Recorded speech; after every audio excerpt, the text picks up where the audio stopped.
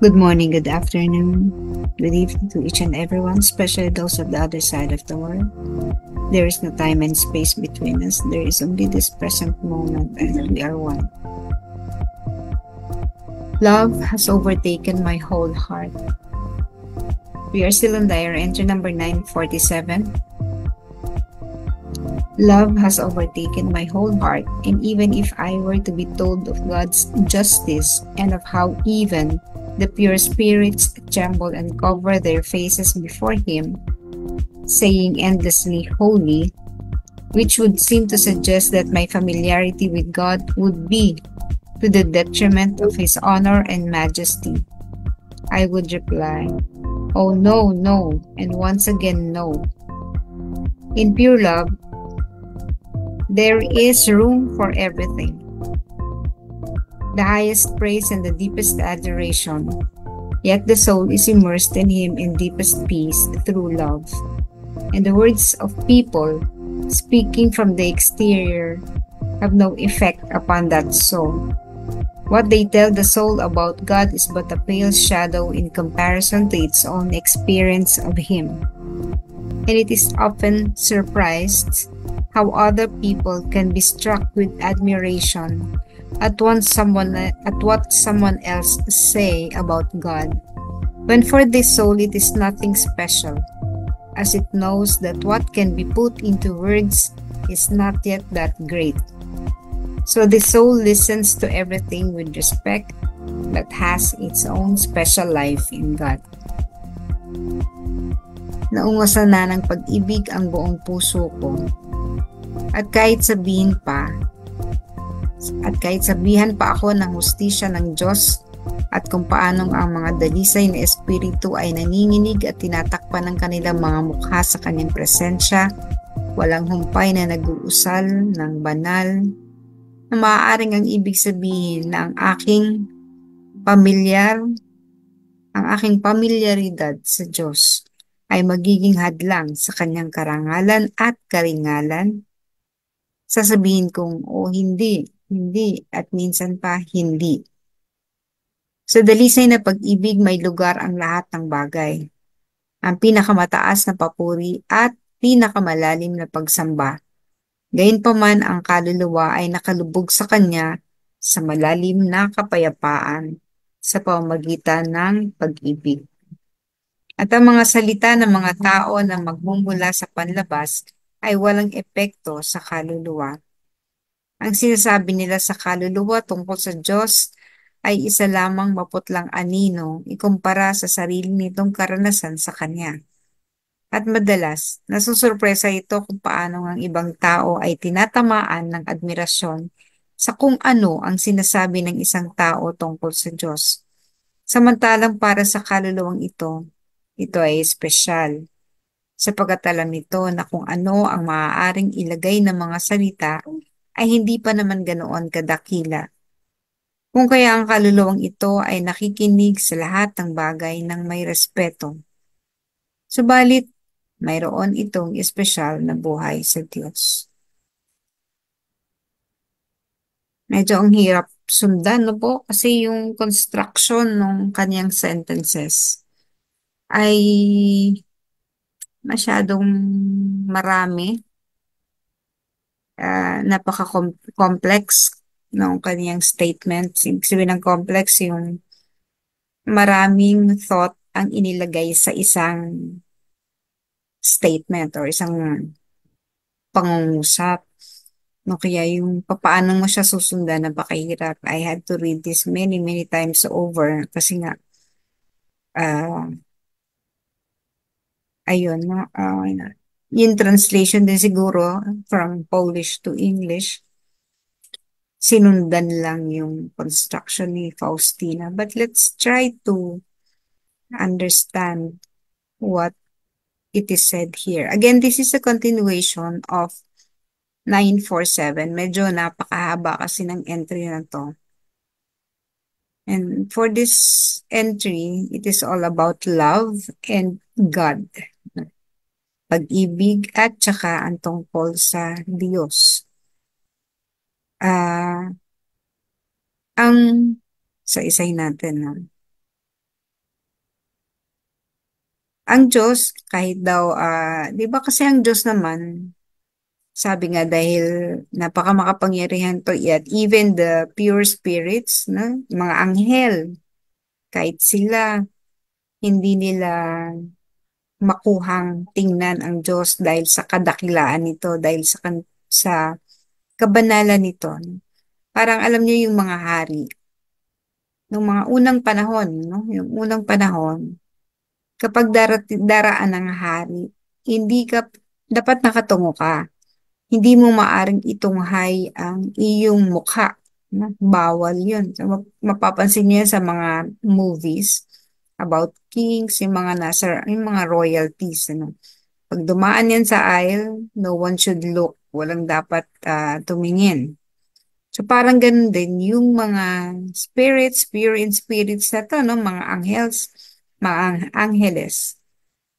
Sa harap ng Diyos, dahil kapag inuusal nila yung banal, banal, banal, no?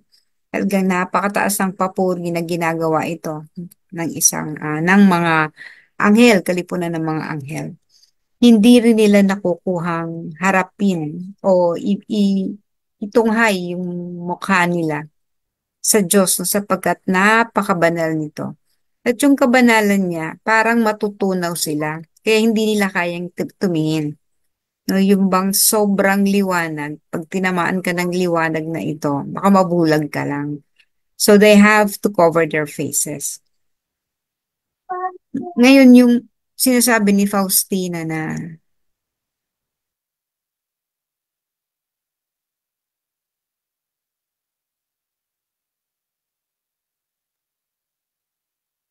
yung sinasabi ni Faustina, yung pag-ibig mas maano no, mas makapangyarihan.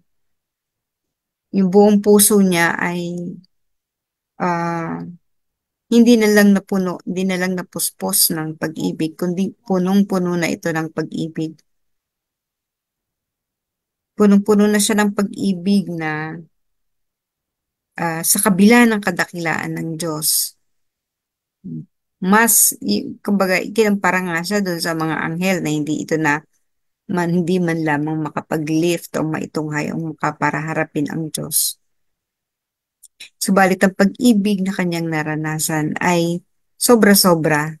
Hindi hindi na rin niya maipaliwanag kung gaano kadakila ang pag-ibig na nararamdaman niya every time she would be experiencing this opportunity with God.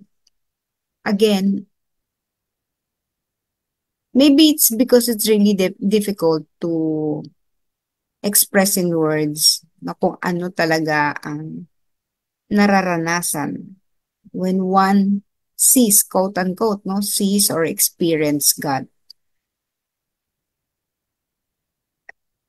If Faustino was caught in difficulties no, in finding words to describe her experiences with God, eh di lalo na tayo na uh, hindi katiting, hindi natin nararanasan.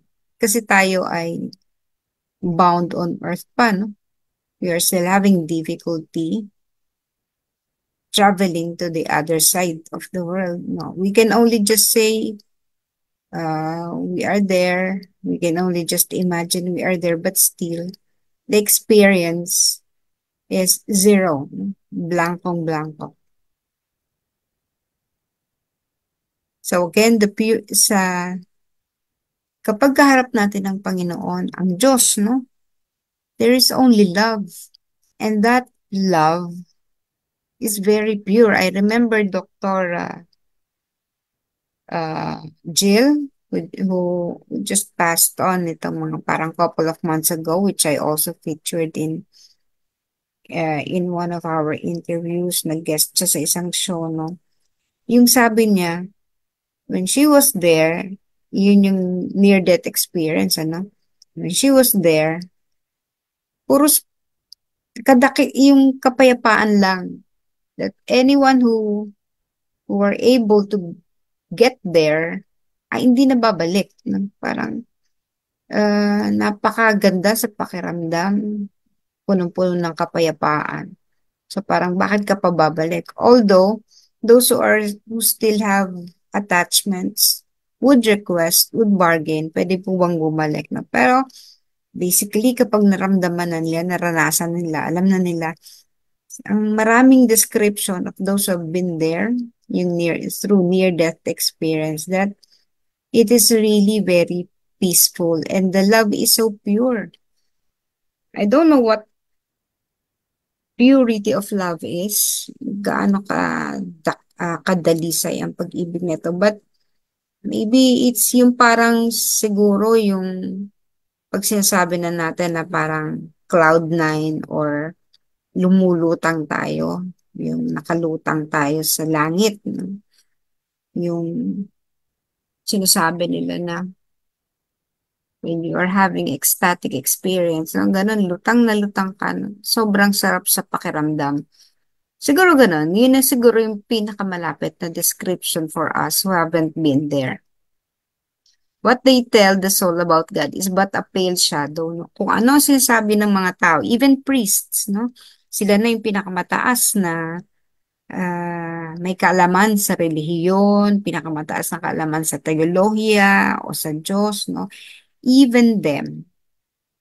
At kahit pa yung pinakamagaling na mga Bible scholars or pinakadakila nating mga living people or even the saints who have been on earth, no? Kahit yung mga description nila about God, is just, sabi nga ni Fose, is just a pale shadow, no? Parang, kumbaga, napakaliit ng halos hindi mo mare-recognize.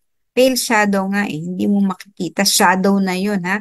Ang shadow is gray, no? Pero mas mas malabo pa sa gray. So, yung kumbaga sa tuldok, as I had said yesterday, no? Kumbaga sa tuldok, hindi lang siya talaga yung tuldok na alam natin, no? Mas maliit pa sa tuldok kung ano ang alam natin sa Diyos. Kahit yung ating Catholic Catechism of the Catholic Church, no? Kahit doon, hirap ding ipaliwanag ang Diyos. So, and even if the CCC, andun na halos yung buong ano natin, no? Yung ating kaalaman tungkol sa Diyos. Even that, isama mo pa yung lahat ng mga teachings, mga sinulat ng mga doctors of the church. Isama mo na itong Diary ni Faustina. All of this combined still can never get the exact description of what God is. Ito ay maliit pa rin. It's just a pale shadow of everything of what God is. So pag sinabi ng isang tao, ito ang Diyos, no? Kahit pa magdebate tayo ng magdebate sa mundo, no? Nahati na nga tayo sa belief about God because there are so many religions. No? Minsan nga, ako, for instance, no? I do not, uh, hindi ako masyadong natutuwa kapag when Catholics say that this religion is that, this religion is that, yung para bang tayo lang yung tama. Because kahit yung alam natin, napakaliit ito eh. We can never be proud of our religion. Such that we say that other religions are not good. Parang pangit yan. Ito ang ano, yung gano'n, yung meron kang mas parang ang tingin mo sa sayo, ikaw yung superior. So, wala. Those people who say that, parang, hello, ano ba ang alam mo tungkol sa Diyos? Kasi nga, wala ni isa man na sasabi. Put it into words.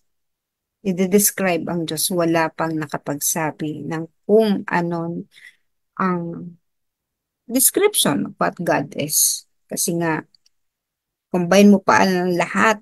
Sinabi din ng Faustina, combine pa ang lahat ng kaisipan ng tao at ng anghel. Kasama na yung anghel. The angels are superior than us. So, i-combine pa daw natin ito. Yung kaalaman natin at kaalaman ng mga anghel, still, kulang pa siya. Hindi pa natin maaarok at mauunawaan kung ano ang Diyos. So, ganun po, no? Ni-reiterate lang dito ni Faustina, subalit, Bagamat hindi natin maunawaan kung ano ang Diyos, kung sino ang Diyos. Kahit na alam natin yung meron tayong Trinity still, di rin natin masyadong ma-describe, no? Maunawaan. Pero bagamat hindi natin ito maunawaan, the love that one feels in the presence of God, yun ay sobra-sobra na. Doon pa lang, nahihimatay na nga si Faustina eh. Lagi siya, no? Totoo yun. Nawawalan siya talaga ng malay dahil overpowering yung lakas ng Diyos.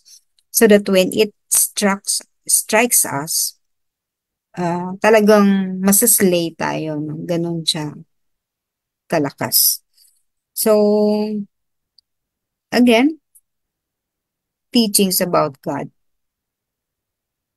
it would always be better for us to reach that place in heaven when we can sit down and have discourse with the saints and with the lesser God, no? I mean, what I mean by lesser is God is meron din naman kasi silang hierarchy dyan sa taas. No? Of course, we have the Supreme Father, God the Father, and we have the Son and the Holy Spirit, but there are lesser, no, lesser entities na sa ano uh, lesser entities like the archangels. Yung angels are lesser than the archangels. So mga ganun na. And we hope that we could only sit down at the next life, no? Doon sa kabilang buhay. Or kung buhay pa tayo, yung nakakarating tayo doon sa kabila, katulad nung kung paanong si Faustina ay nakakarating doon sa kung saan-saan kabilang buhay. Yung labas dito sa mundong ibabaw.